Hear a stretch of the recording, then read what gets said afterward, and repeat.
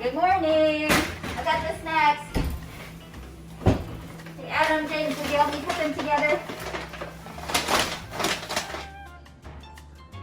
Oh, right, it's Friday. Our volunteers are coming. All right, let's see. Ooh, it's nuts.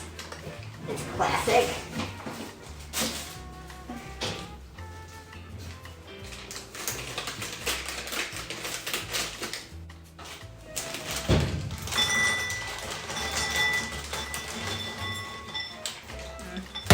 Unsalted this time, huh? Interesting. Ooh, pistachios. We're getting fancy today.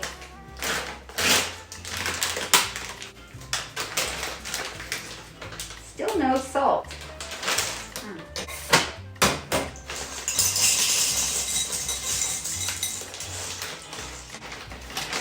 Ooh. A couple that are already on shelves.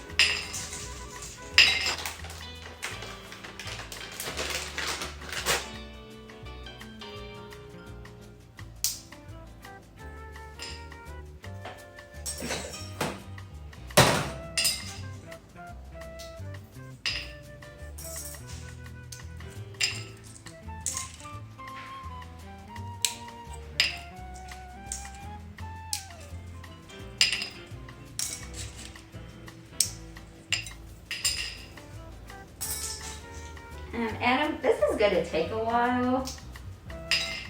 Do you think we should work on cutting up these? Sure thing.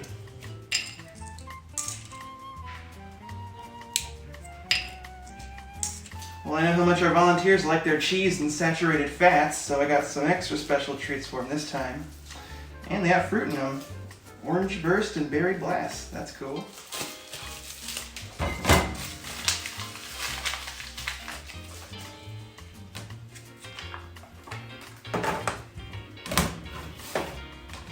Oh yeah, look at all that.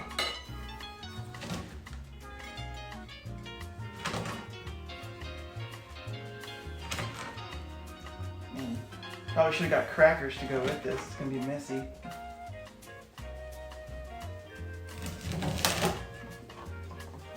It's a little bit crumbly.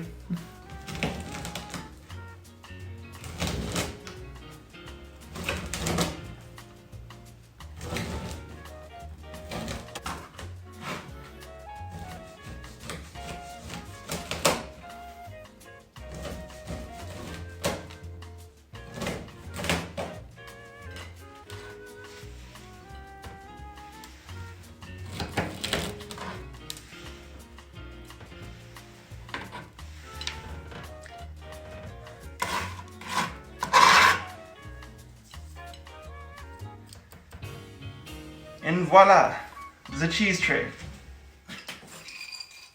I think I've got enough here. I got other stuff. Lots of other stuff to work on.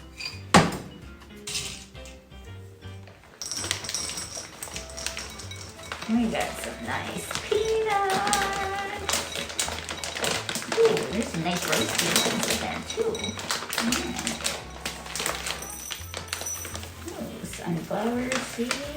Huh, these are kind of chopped up a little bit. That's interesting. Ooh, cracked corn. I know the volunteers really like popcorn, so we'll see how this goes over. I think it might be good. Running out of bowls here. I haven't ever tried safflower seed, but it looks like sunflower seed, so it's probably good. Hey Adam, do you know where James is? Why isn't he helping us out? I think he's off filming something. Makes sense.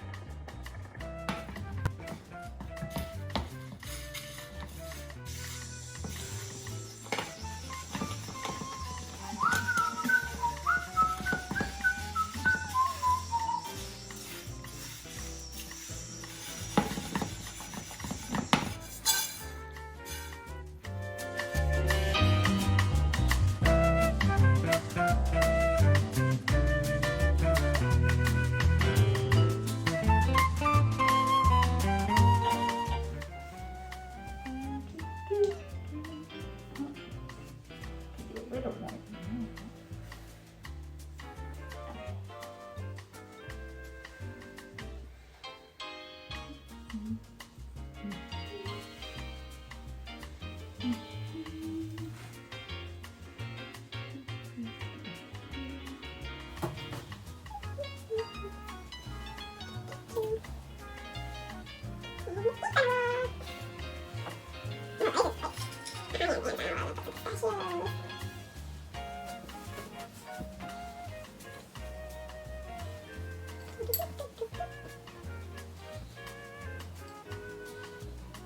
Okay, yeah, that's pretty good.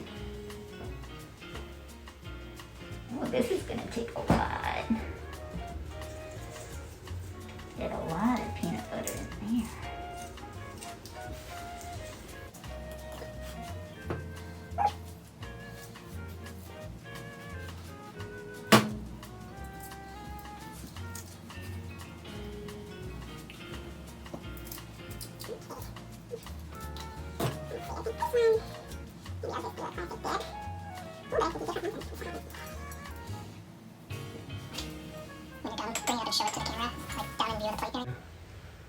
Oh, that looks nice.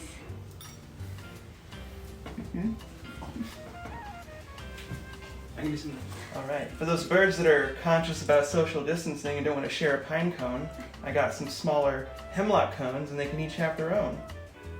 Let's try to see how this covers. Let's go down further. There you go.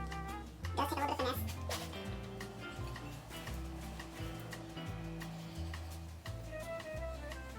I might be getting more on my fingers than the cone. That's okay. Isn't that tasty? Bite-sized morsel.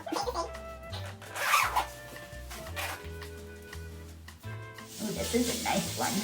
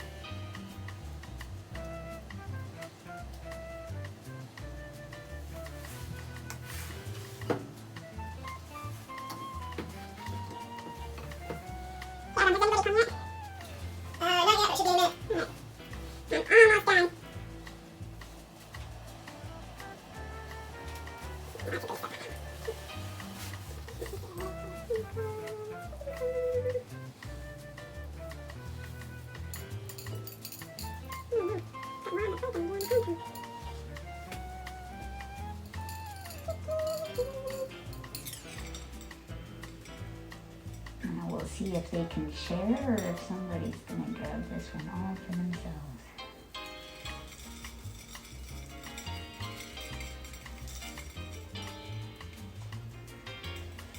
All right.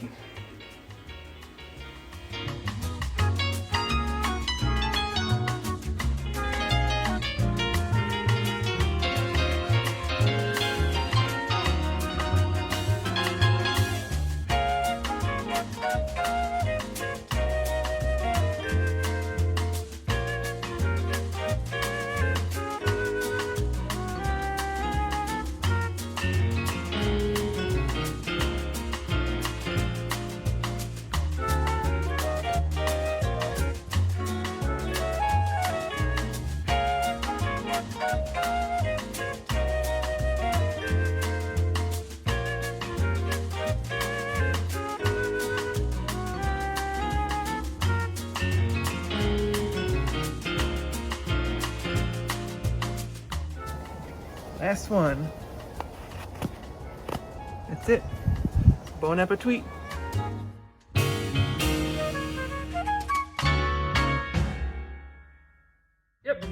Goldfinch, come on. What you gonna go for, Goldfinch? Gonna go for the wildflower seed? Gonna go for that suet? Gonna go for the peanuts? No, checking them all out. Look at this. Too big for your mouth. Checking out all the food.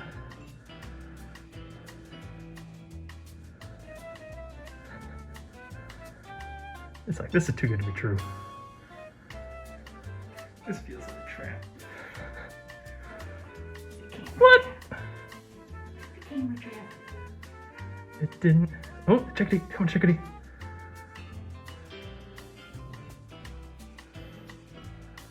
All right, Goldfinch is back. There you go. You'll take the safflower. Safflower first. And chickadee, you gonna be second? Going for that mixed tree nut? Oh yeah. Too big. There's more bowls, chickadee.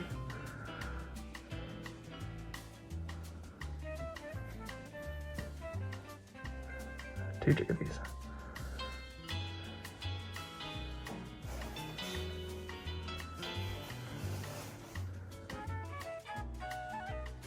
Look at what? It took that walnut and it's gone. It took that big old walnut. It's like, this is my prize.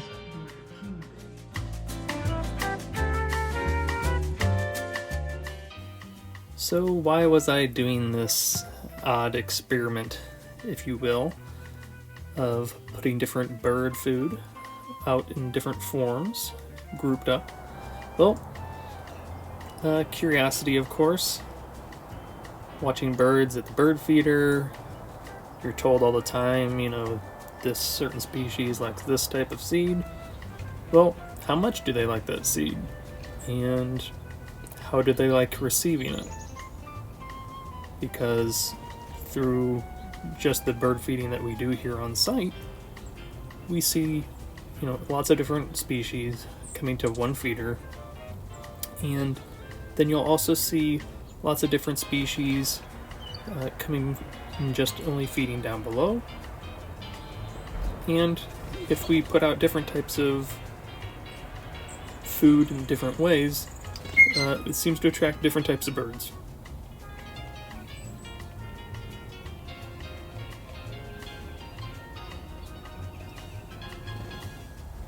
And I guess it all just came to mind as I was just testing out just a simple raising of some of the seed off the ground and putting it up on this bucket and observing the visitors to that.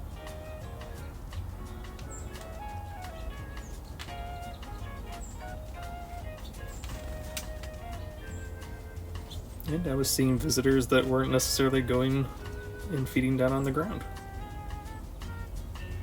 And some of the ground feeding birds don't go to the feeder, and some of them do.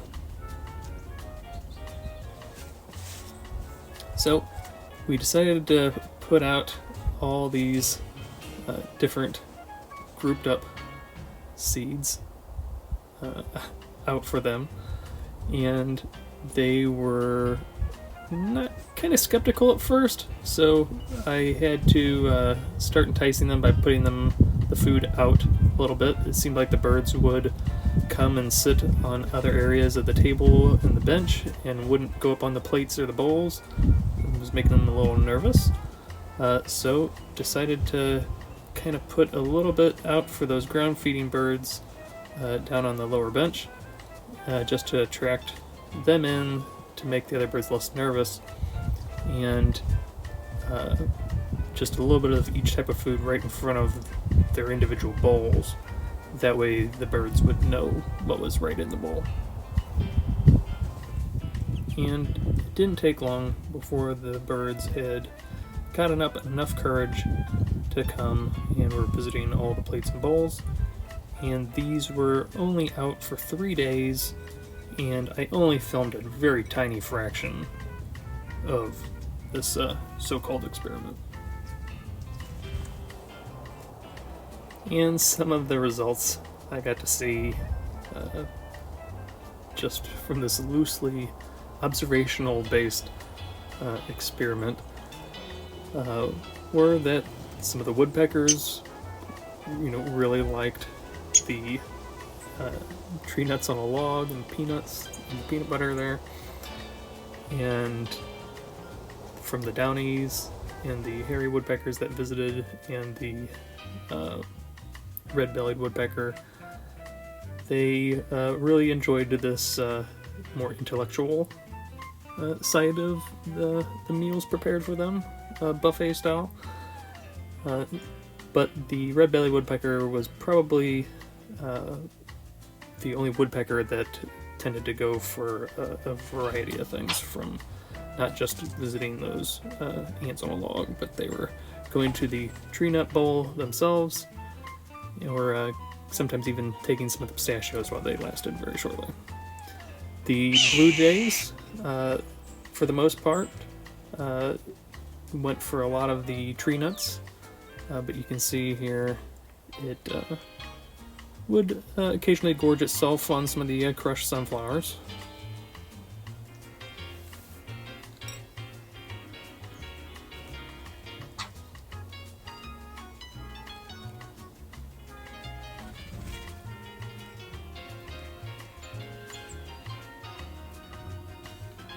But again, it really liked primarily going for the tree nuts and the peanuts.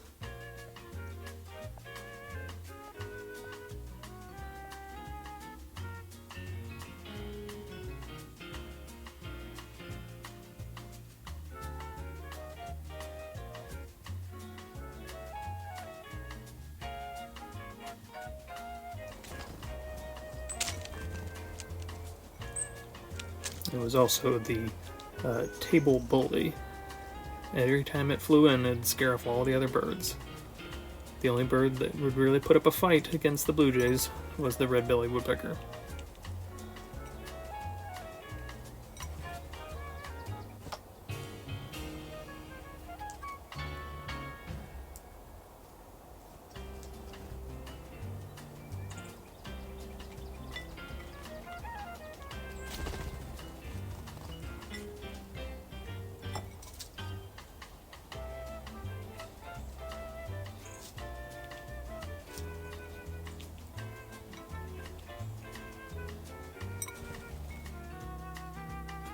And my favorite bird that we have here is the little insect hunter, the Carolina wren, who loved kind of dust bathing inside the sunflower chips, eating those, but also really enjoyed the peanuts and peanut butter on the ants on the log.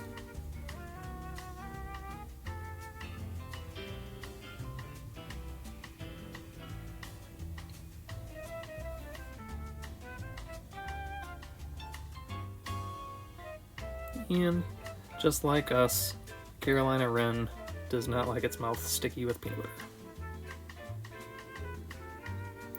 And this hairy species of bird really had no preference as long as it had some variety of food available to it. From tree nuts to just sticking its head down into a bowl of sunflower chips and coming up only to breathe.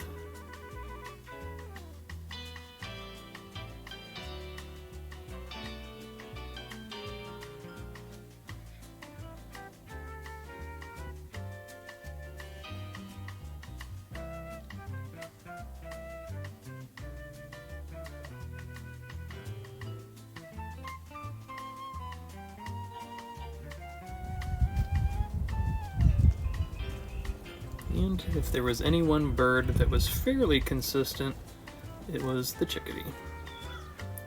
It went to the safflower every once in a while.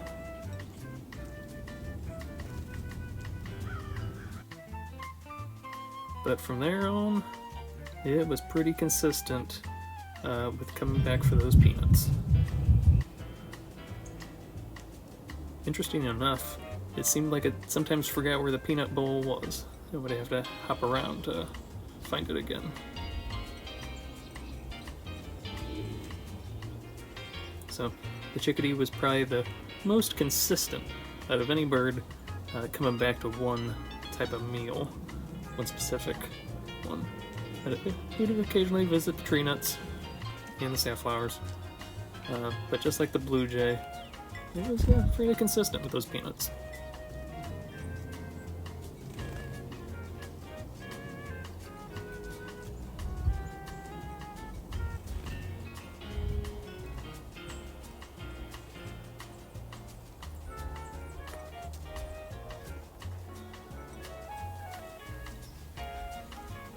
The cardinal was pretty much a generalist, and ate everything from the safflowers to the sunflowers to the thistle, all the way down to the peanuts and tree nuts.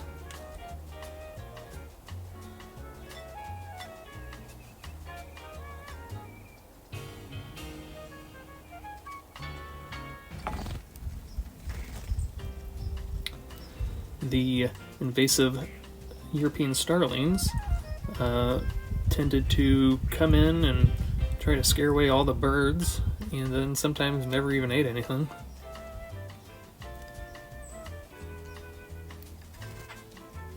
To coming in and eating some of the things that many other birds weren't eating, like the cracked corn and the mealworms.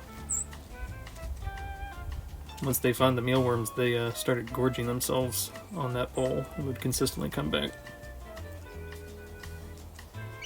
The nuthatch was one of the only other birds that really went after mealworms.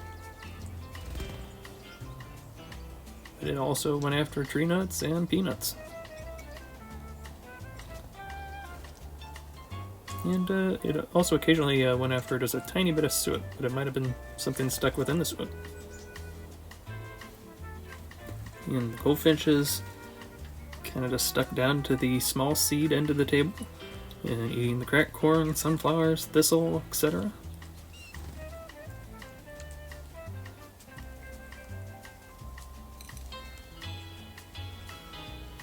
And the sparrows and the juncos tended to just stick down to that small seed end of the table as well, and usually didn't hop up on the bowls very much.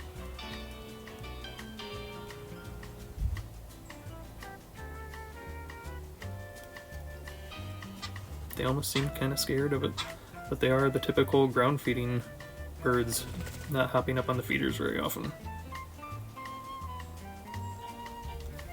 And like I said, the juncos, just like the sparrows, just typically weren't hopping up on the bowls much. I only caught a couple shots of them that you'll see here. But they stuck around at the small seed end of the table as well. Just eating cracked corn, thistle, and sunflower seeds. And a little bit of safflower.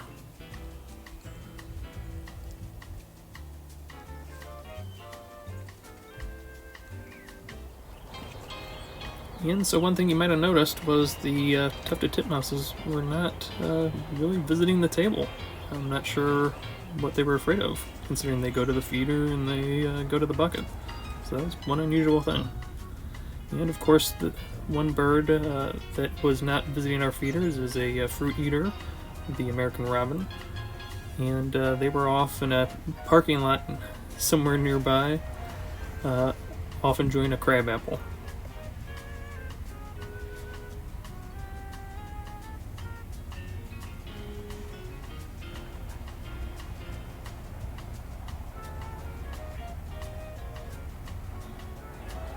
And so my favorite moment of observing birds here in the snowfall this year wasn't even from the picnic table buffet that we put out, but was from here, the bucket experiment that I did. Just testing to see what would come to it. And the red-bellied woodpecker holding off the blue jay, the only bird that can do it. And I just love this snide little flyby the red-bellied does as the blue jay waits its turn. And of course, that bossy blue jay of everybody else can't stick around for too long, so he's got to hurry up and gorge himself while the red belly's away, because that red belly's coming back.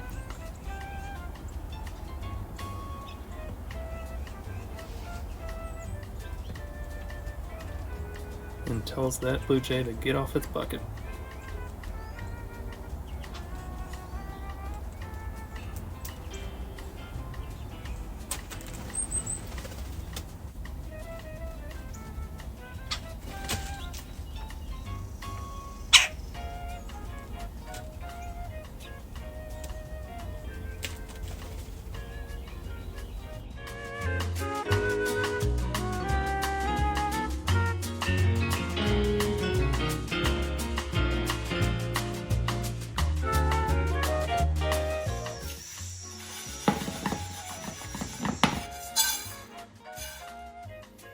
Go ahead and do a couple tosses.